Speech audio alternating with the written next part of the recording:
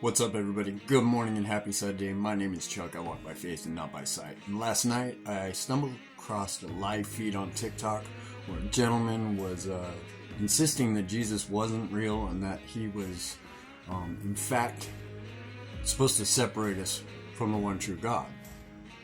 Thought this was a pretty odd subject, so I started paying attention. As weird as it might sound, his argument was that Noah never talked about the Trinity. So I quickly picked up my sword, which has all sorts of writings on it. I like to call it my Bible. And I was able to find some verses to contradict him. So we have Genesis 1. In the beginning, God created the heavens and the earth. That's one, right? Then in Genesis 1 verse 2, it said that the Spirit of God was hovering over the face of the waters. Well, that's the second part of the Trinity, right? Or am I wrong? You tell me. Then in Genesis 1:26, he said, "Let us make man in our image." Now, we heard about the Spirit just a second ago, right? That being two. Let us make man in our image. Kind of implies a third right there. I don't know, it's a little loose though, so hang on tight.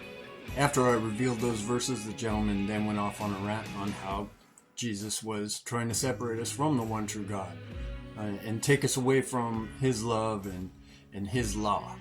And I was very easy to just point out that Jesus actually tells us how to pray, right? And we are to start, "Our Father who art in heaven," meaning God. Jesus was praying to God. He wasn't praying to himself to separate himself from that God. Does this make sense? Are you following me? So then this guy went off about the Ten Commandments and the law and how there was no Jesus involved in any of it.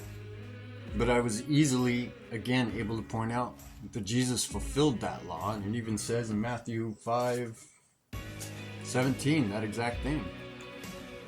I don't know. You can debate stuff all day long, but what you can't argue with is the simplicity of the things that Jesus says. Wonderful.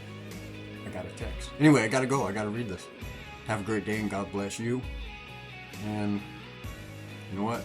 You have a choice to believe what you want to believe, but I prefer if you believe the truth. The way, the truth, and the life.